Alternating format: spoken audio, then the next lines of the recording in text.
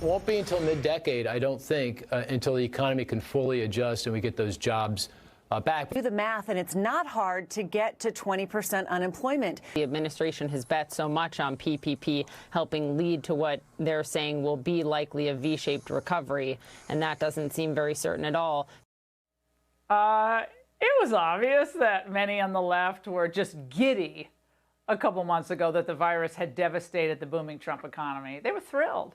And they were wish-casting gruesome jobs numbers from April basically all the way to Election Day. And they predicted that the economy would shed another 8 million jobs in May.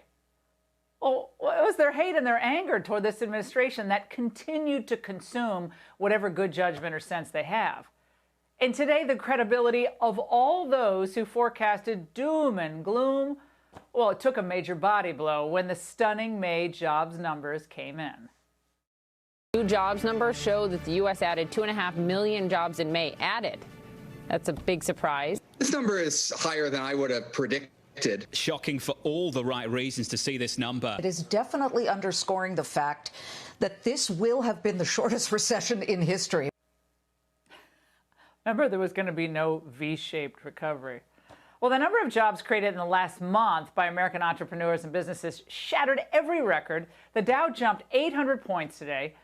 And the media was so ready to pounce on what they presume were going to be these horrid jobs numbers that they were caught totally off guard. Now, this morning, the Amazon Washington Post tweeted this gem. Grim milestone to be reached as May unemployment rate nears 20%. Well, they deleted that embarrassment, and their second attempt read, U.S. jobless rate unexpectedly declined to 13.3% in May amid pandemic. These are the most dishonest people ever. Just own up to it, okay? You detest Trump so much that you allowed your own bias to get in the way of what should be reporting and real data analysis. Stock market was over 27,000 today, kids. On Election Day in 2016, it was at 18,000.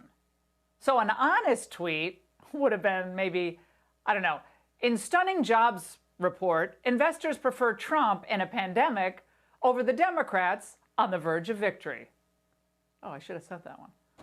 Now, just over a week ago, remember this, the Politico reported that Democrats are, quote, dreading a full-blown recovery ahead of November.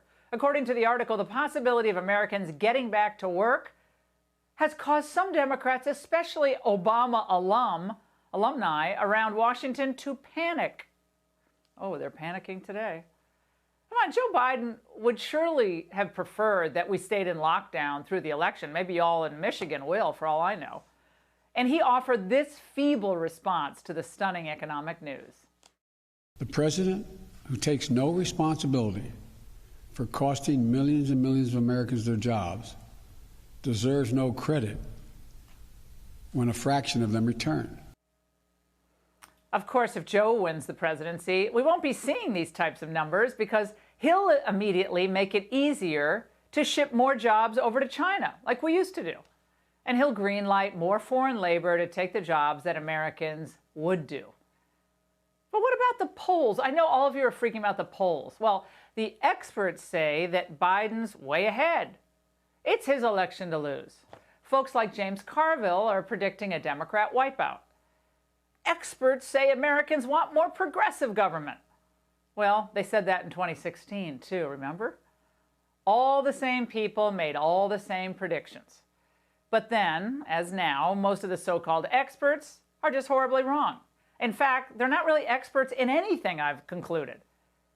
The media figures who furrow their brows and huff and puff about the president at every turn, they obsess over every tweet, all the left-wing economists, the social scientists who are desperate to usher in their era of a new normal, they've been predicting Trump's imminent political demise since day one.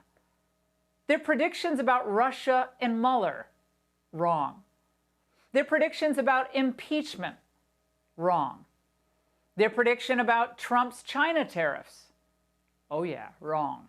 Their predictions about the USMCA, wrong. Their predictions about the coronavirus, wrong. Remember their predictions about the spring break COVID super spreaders? Wrong. And as I've said time and again, you, with your common sense, are so much smarter than most of these people will ever be. Again, they're not really experts. They're just people who go on TV to play the role of experts. Yet let's be very clear, they're not just getting it wrong time and again. If that was all it was, they wouldn't have a job anymore.